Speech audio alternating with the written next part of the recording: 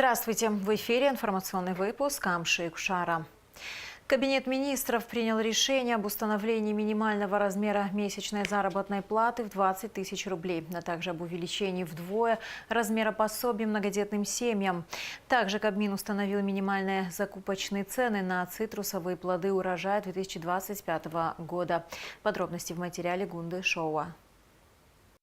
С 1 января 2026 года многодетные семьи республики почувствуют ощутимую поддержку. Вступает в силу новая система ежемесячных выплат. Семьи, воспитывающие от 3 до 5 детей, будут получать по 1000 рублей на каждого ребенка. Для семей от 6 до 9 детьми эта сумма возрастет до 3000 рублей. А семьи, в которых растут 10 и более детей, будут получать по 6000 рублей. Эти изменения, финансируемые из республиканского бюджета, коснутся более 5000 семей и затронут жизни около 16 тысяч детей по всей стране. С 2016 года мы не повышали эти размеры. Выплаты у нас осуществляются, назначение выплат осуществляется отделами социального обеспечения в соответствии с положением о порядке и назначении выплаты пособия, утвержденной также Кабинетом министров. Выплаты осуществляются за счет средств республиканского бюджета через Министерство социального обеспечения.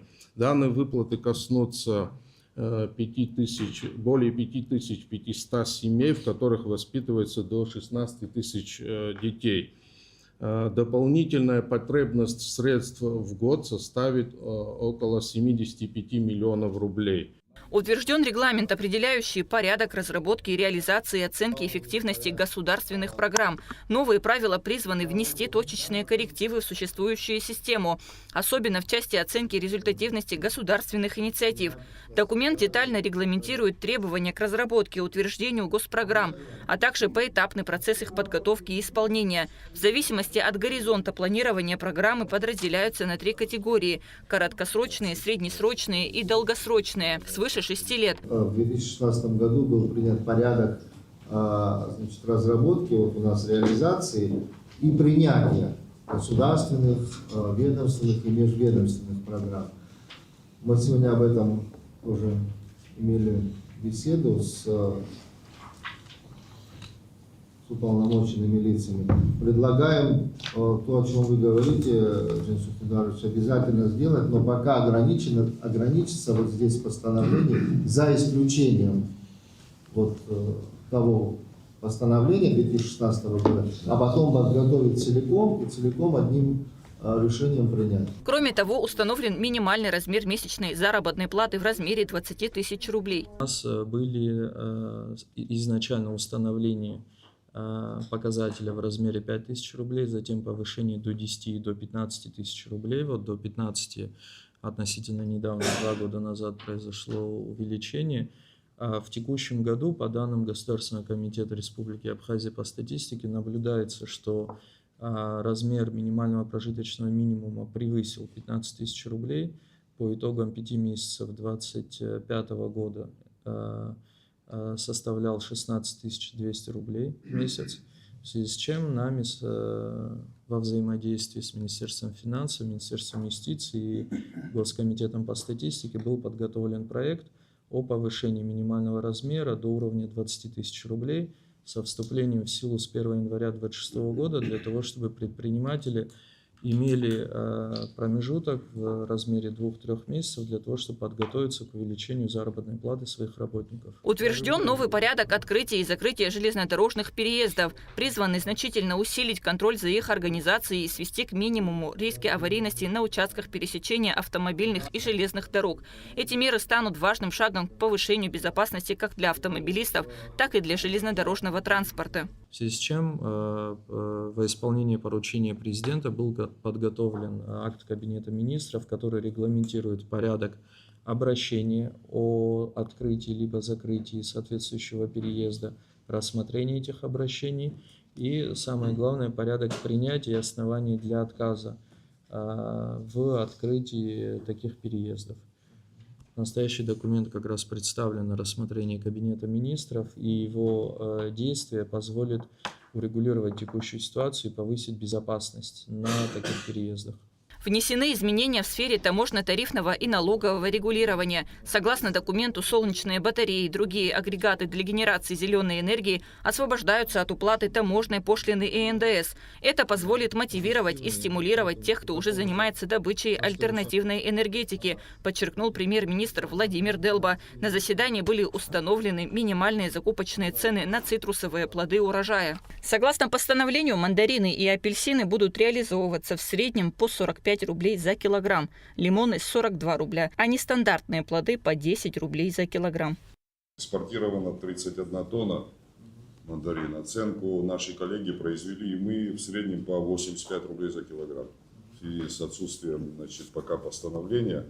В прошлом году была аналогичная ситуация, от 85 до 92 рублей была оценка первоначально. Потом, когда мы отправили весь пакет документов, корректировка произошла на уровне 48-49 рублей. Я думаю, в этом году будет то же самое. У нас ежегодные встречи перед самим сезоном. Сейчас тоже на днях будет встреча. Но это постановление, как мы получим, и сразу мы со всех других служб, которые занимаются оформлением этой карантинной или стандарт, получили информацию по ценовой политике. Все это скомпонуем, естественно, отправляем нашим коллегам.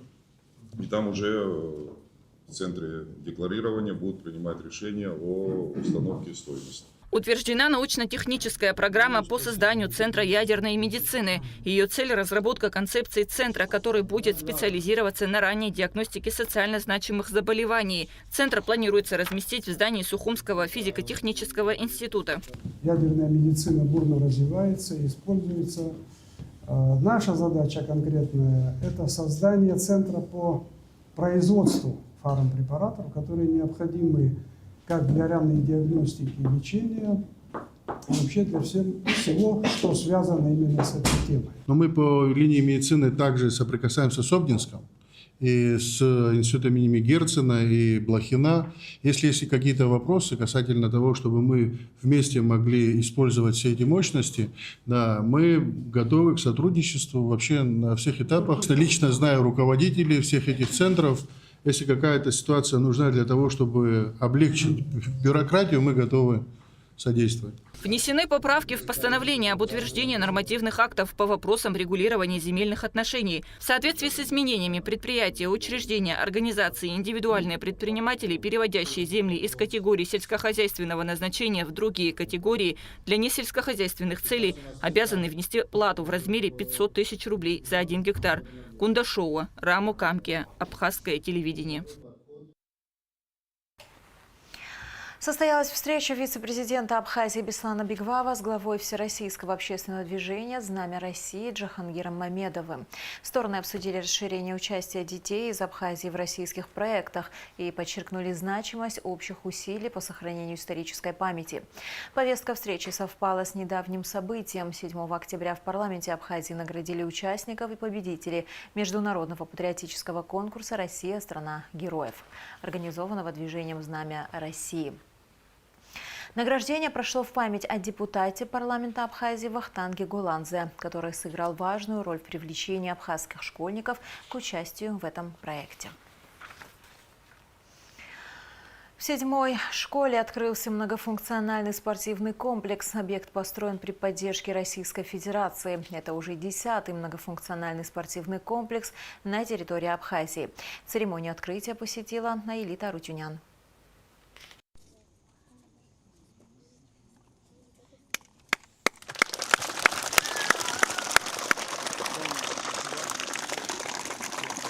Красивые костюмы, хорошее настроение. Такая теплая атмосфера была на новом спортивном комплексе во время его открытия. Благодаря новой спортивной площадке можно будет играть в футбол, волейбол, также заниматься на современных тренажерах. Роман Марченко упомянул о том, что в этом году были переданы школьные автобусы, интерактивные панели, мобильные выдвижные компьютерные классы, чтобы в целом сделать образовательный процесс более эффективным и современным. Сегодня для нас действительно очень знаменательное событие. Открытие уже 10-го по счету многофункционального спортивного комплекса на территории этой замечательной школы. Как вы знаете, Россия активно помогает развивать инфраструктуру в образовательных учреждениях Республики Абхазия. Мы старались сделать все максимально качественно, использовали лучшие материалы, современные технологии, чтобы действительно от души сделать этот объект долговечным, чтобы он долгие-долгие годы вас радовал и приносил пользу. Будем и дальше, безусловно, развивать тесное, эффективное, братское сотрудничество с вами. Директор средней школы номер 7 поблагодарил всех причастных к созданию спортивного объекта. Усилиями наших российских гостей. Вот. Замечательная спортплощадка вот здесь вот построена для нашей школы, для нашего микрорайона. Спасибо всем, кто помог в этом деле. Спасибо Российской Федерации. Это для нас большое дело. В первую очередь я хочу поздравить и руководство школы, учителей, учащихся и всех жителей микрорайона Депо с открытием такой красивой спортивной площадки, многофункциональная спортивная площадка, как вы видите все. Хочу поблагодарить коллегам из Краснодарского края. Хочу сказать большое спасибо Краснодарскому краю за такой красивый подарок нашей республике. Обращаюсь к детям. Занимайтесь, учитесь и будьте здоровыми.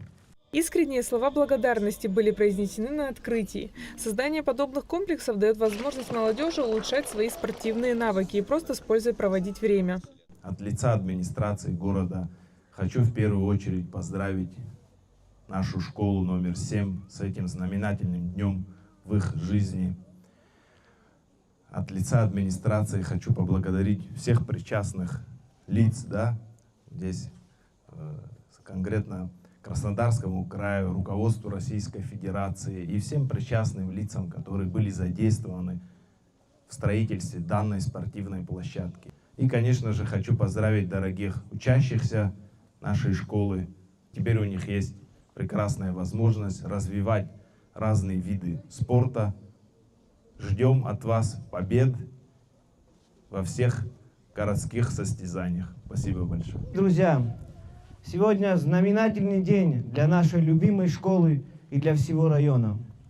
Мы искренне поздравляем руководство школьного заведения с торжественным открытием современной многофункциональной спортивной площадки на школьной территории. Это прекрасный подарок детям, подросткам и жителям всего округа, позволяющий активно заниматься спортом, поддерживать здоровье. Если честно, это моя мечта была, чтобы в каждой школе нашего города были вот такие многофункциональные площадки. Разговор об этом велся давно, и сейчас я просто счастлива, что у нас есть такие площадки уже в 5 школах. У детей, у преподавателей физкультуры этой школы есть очень хорошая возможность показать себя в лучшем свете на спартакиаде школьников города Сухум. Удачи вам, ребята! Огромное спасибо всем! Это уже 10-й многофункциональный спортивный комплекс на территории Абхазии. Открытие таких площадок – важное событие. Такие места развивают спортивные направления, также помогают формировать здоровый образ жизни. А церемония открытия порадовала присутствующих своими красивыми и запоминающимися номерами. Айрита Арутюнян, Камила Джопуа, Абхазское телевидение. Делегация из Абхазии приняла участие в международной конференции по креативной экономике в Санкт-Петербурге. Мероприятие объединяет более 1500 участников из более 30 стран, государств БРИКС, СНГ, ШОС и региона МЕНА. В рамках конференции проходит около 50 деловых мероприятий, круглые столы, дискуссии, мастер-классы, презентации и открытые диалоги. Меморандум о сотрудничестве подписали Минкульт Абхазии и Агентство стратегических инициатив. Документ подписали Даур Кови и гендиректор организации Светлана Чупшева. Рабочее совещание Министерств здравоохранения Абхазии и России прошло в формате видеоконференции. Целью встречи стало укрепление сотрудничества и повышение качества медицинской помощи жителям республики. Совещание открыли министр здравоохранения Абхазии Эдуард Будба и заместитель министра здравоохранения России Андрей Плутницкий. Будба рассказал о ходе выполнения программы социально-экономического развития Абхазии, уделив внимание следующим вопросам: приобретение ангиографа и завершение завершение строительства помещения под него, реконструкции и капитальный ремонт Гагарской ЦРБ, план оптимизации государственных учреждений здравоохранения Абхазии на 2025-2028 годы, обеспечение граждан лекарственными средствами, выполнение поручений президента РФ по направлению медицинских работников в Абхазию в курортный сезон. Полевой выход артиллерии начался в вооруженных силах Абхазии. Об этом сообщили в Минобороны Абхазии. Учения направлены на повышение практических умений командиров в управлении подразделениями, организации боевого обеспечения и взаимодействия с другими родами войск, отметил руководитель учений полковник Андрей Любовский. 27 сентября в Ростове-на-Дону прошел турнир по бразильскому джиу-джитсу, посвященный памяти Александры Назадзе. На турнире собрались бойцы из Ростовской области, Краснодарского края, ЛНР и Абхазии. Александра Назадзе была советским офицером, участницей Великой Отечественной войны. Погибла 25 ноября 1941 года в ходе штурма станицы Нижнегниловской.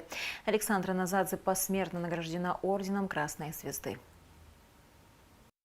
Надзадзе Александра Константиновна – абхазская девушка, чья жизнь – легенда. Она родилась в далеком 1913 году в Абхазии, а в Ростове-на-Дону она отвагой прославилась. После школы работала библиотекарем и пионер-вожатой, училась в партийной школе в Сухуме, но мечтала служить в армии. Получив специальное разрешение Народного комиссара обороны, Александра поступила в военно-политическую академию, которую закончила перед самой войной. Александра Назадзе являлась родной сестрой моей бабушки.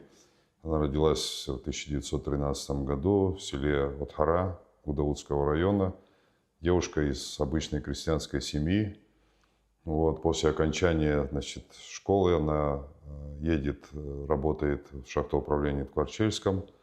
И потом по комсомольской путевке попадает в Высшую военно-политическую академию имени Ленина в Москве. Это вуз, который готовил политработников. На тот момент в академии училось всего 3 женщины, 3 девушки. И одна из них была Александра Назадзе. И единственная абхазка, которая закончила эту военно-политическую академию. Естественно, как патриот, как комсомолец, понимая все происходящее, как только началась Великая Отечественная война, она направляется на фронт. С осени 1941 года Александра Надзадзе сражалась на фронте, затем попала в политотдел 56-й армии под Ростовом-на-Дону.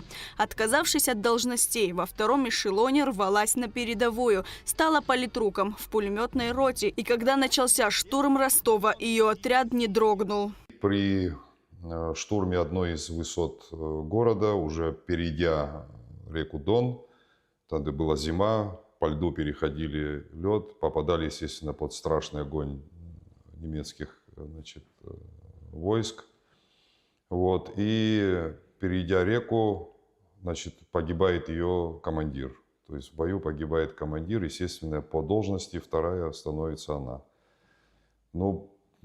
Как рассказывали очевидцы были те молодые совсем, можно сказать, юноши, которые еще были в этом городе, и именно в месте сражения они проживали и прятались по подвалам, и из щелей этих подвалов они наблюдали всю эту картину. Когда погиб командир, естественно, у солдат, все сразу залегли, потому что пулеметы не дали поднимать голову. И эта девушка, хрупкая девушка, встает в полный рост, расталкивает своих бойцов с криками «За Родину! За Ростов!», ведет их в атаку. Естественно, бойцы поднимаются за ней. В итоге эта высота была взята, пулеметная точка была уничтожена, но, к сожалению, она получила смертельное ранение. Сейчас, будучи в Ростове, мне показали приблизительное место ее гибели, потому что эти же местные ребята, местные, как говорится, юноши, занесли ее в один из дворов, и, к сожалению, она там и скончалась. Ее похоронили там, потом перезахоронили в братскую могилу.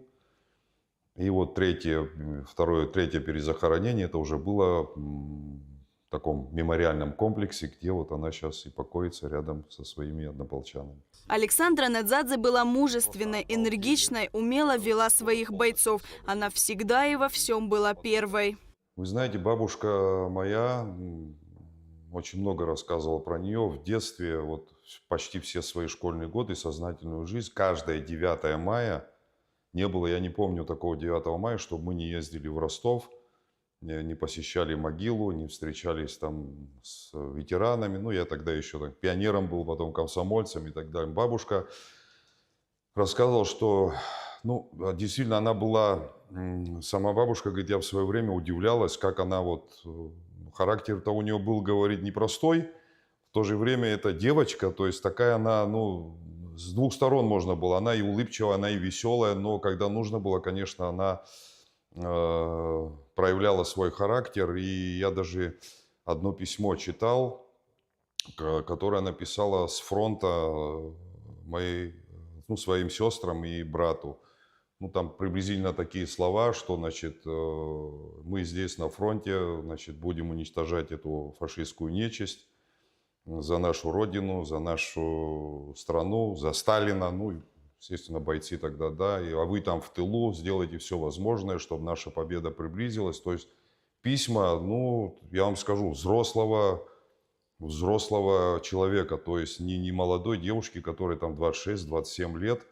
Ну, она пошла сама, не попала неправильное слово, пошла сама добровольно именно на передовую. То есть она могла, как политработник, находиться где-то в штабе, там, подальше от линии фронта, но изъявила желание и пошла. Но это говорит о многом. Вы понимаете, естественно, таких было десятки миллионов, да, люди, которые шли на жертву ради того, чтобы, значит, эту фашистскую нечисть, как говорится, уничтожить. Но девушка, еще раз повторюсь, из обычной крестьянской семьи, из обычного, значит, нашего села, вот так вот проявила себя. И действительно это очень... Я просто горд, что это вот касается моей семьи, да, моих предков, которые вот с честью и с достоинством прошли все это, к сожалению, значит, ценой своих жизней, но, по крайней мере, сделали все от них зависящее, чтобы, значит, приблизить победу. Одна из улиц Ростова-на-Дону носит сейчас имя Александры Надзадзе. На берегу Дона в память о ее подвиге был воздвигнут один из самых величественных монументов Ростова. Там и ведет своих солдат теперь уже в вечный бой против гитлеровских оккупантов славная дочь Абхазии, политрук Александра Надзадзе. В ближайшее время одна из ростовских школ также будет носить ее имя. Память о героине живет и в Абхазии. В Сухуме и Лдза школы и улицы названы ее именем. В Ростове 27 сентября прошел первый мемориальный турнир по бразильскому джиу-джитсу, посвященный памяти Александры Надзадзе. По инициативе прекрасного нашего спортсмена, абхазского спортсмена Руслана Хашба, был проведен международный турнир по бразильскому джиу-джитсу, посвященный именно ее памяти. Вот. Этот турнир собрал свыше 550 спортсменов с разных регионов, в том числе и с нашей республики. Так что этот турнир уже становится международным. Вот. Огромную поддержку оказала абхазская диаспора во главе с Виктором Шамиловичем Хашба. Под их, как говорится, началом, по их инициативе вот это все было. Было поддержано все это, естественно, руководством и Ростовской области, и, естественно, руководством и города. Вот, соревнования прошли на высочайшем уровне, были призы вручены и так далее, и так далее. То есть этот турнир будет проходить теперь ежегодно, но уже перед 9 мая, то есть в апреле месяце. В турнире участвовала и команда из Абхазии. Было разыграно 510 медалей и 3 общекомандных мест. Победители получили солидные призы, право на участие в чемпионате мира в декабре текущего года, а также отдых в Абхазии. Настроены бороться, побеждать. Раз у тебя настрой боевой, мы готовы сражаться и получать свои медали. Мы приехали с абхазским настроем показать то, что мы готовы, мы настроены на это. Этот турнир, это мероприятие, которое сегодня проходит, она уже десятки лет требовала того, чтобы его сделать. Мы, конечно, всегда на 9 мая ходили мемориалу, возлагали цветы, вспоминали мы всегда Александру Константиновну Назадзе, которая погибла и положила свою жизнь за освобождение города Ростова-на-Дону. Но все-таки это время наступило, к счастью. Мы решили провести этот турнир, и его учредили, чтобы ежегодно проводить теперь к 9 мая. В этом турнире очень много участвовал, из 550, спортсменов, очень много было детей. И вот этим детям рассказывали эту историю. Может, кто-то понимал, может, кто-то не понимал, но мы обязаны это делать, потому что это наша история, это история нашей большой страны, это история этих героев, которые защитили нашу землю. И было бы отрадно, что вот эти дети с вниманием слушали, понимают, повзрослее люди уже это знают, эту историю. То есть вот такая вот у нас, у нашего народа и вообще у всего советского народа была героиня. За отвагу и храбрость, проявленную в боях за Ростов, Александра Константиновна посмертно была удостоена ордена Красной Звезды, одной из самых чтимых фронтовиками наград. Известный абхазский поэт Иван Тарба посвятил ей стихотворение. В нем есть такие строки: «Обелиск поставлен белый, ширь и степь вокруг него. Девушке абхазки смелой здесь поставили его. Берег Дона величавый приютил тебя навек. Горд твоей бессмертной славой, тихий Дон, как человек». Лаура Капш, Нала Чхенджеря, Рамо Камке, Абхазское телевидение. Конкурс красоты «Леди мира» будет проходить в Абхазии целую неделю. Участницы из разных стран объединились на одной площадке – отель «Амра» в городе Гагра, чтобы посоревноваться в красоте, уме и индивидуальности. «Красота спасет мир» – это выражение описывает сегодняшнее мероприятие, которое проходит в городе Гагра в отеле «Амра». Наша съемочная группа посетила это мероприятие, чтобы лично убедиться, действительно ли красота может спасти мир. Конкурс «Lady World» был организован в первую очередь для того, чтобы подчеркнуть красоту, ум и уникальность участниц. Каждая имеет возможность на открытии представить свою страну и культуру в формате коротких видеовизиток. Автор конкурса Елена Шкуратова отметила, что проведение открытия конкурса именно в Абхазии не может не радовать как организаторов, так и участниц. У нас 3 категории. Участницы до 40, 40-50 и категория сайз. У нас есть жюри. Сегодня будет представлена видеовизитка. Девушка будет представлять видеовизитки, рассказывать о себе, о своей стране, о культуре. История вообще конкурса «Леди мира» была сформирована уже достаточно давно, 15 лет назад, и основана на том, чтобы девушки обменивались культурами, в первую очередь, потому что женская красота, она безгранична. Конкурс «Lady World» будет проходить неделю. В течение этой насыщенной недели участницы имеют возможность показать себя с лучшей стороны. Победительниц конкурса будет 3, каждая в своей категории. У нас нет каких-то шаблонов, стандартов. Каждая девушка индивидуальна, то есть мы не загоняем под какие-то параметры. Мы даем девушке возможность раскрыться именно в том формате, в каком они на самом деле есть. По окончанию конкурса каждая участница получит тур по 3 городам Турции. Помимо титула победительницы и короны, в главный приз конкурса входит тур с суммой на 600 тысяч рублей.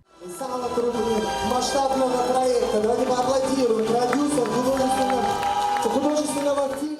Несмотря на соперничество, между участницами царит здоровая конкуренция. Каждая относится друг к другу с уважением и большой поддержкой. Наш конкурс нельзя было просто так подать заявку и попасть. То есть мы выбирали лучших из лучших для того, чтобы конкурс был наполненный женской энергетикой.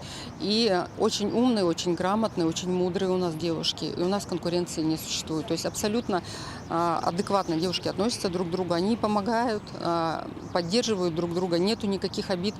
Все переживают, и организаторы переживают, и участницы переживают. Конечно, как без этого. Елена уже несколько лет связана с индустрией красоты. И неудивительно, что автор проекта уже заметила будущих победительниц. Несмотря на это, решение остается за жюри. До начала торжественного открытия у нас была возможность поговорить с участницами, узнать об их настроении и цели победить. Не тяжело вам совмещать свои хобби с воспитанием детей?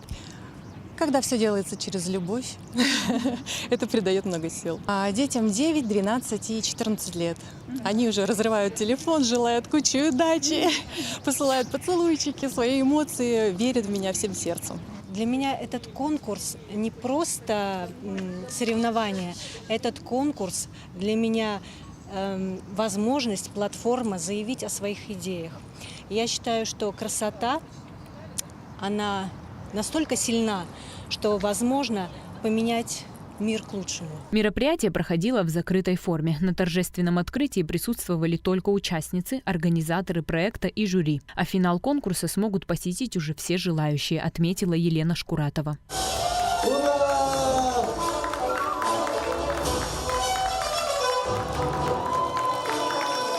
Подавали девушки местные из Абхазии, было 3 человека, но когда собрались девушки со всех стран, почему-то девушки из Абхазии в последний момент отказались.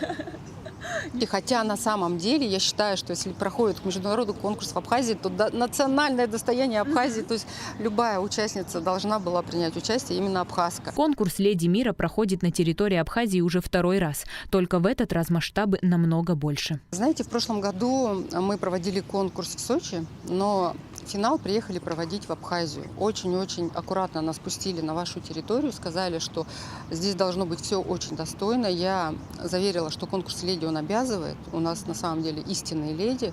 И сказали, хорошо, проведите, а дальше посмотрим. Мы его провели, и нам пришло приглашение в следующем году полноценно целую неделю, королевскую неделю, каникулы для наших принцесс провести именно в Абхазии. Очень гостеприимно нас приняла Абхазия. Будем рассказывать о культуре вашей страны. Это очень важно, потому что очень многие девушки никогда не были в Абхазии, но, знаете, вот они находятся второй день, и они в полном восторге.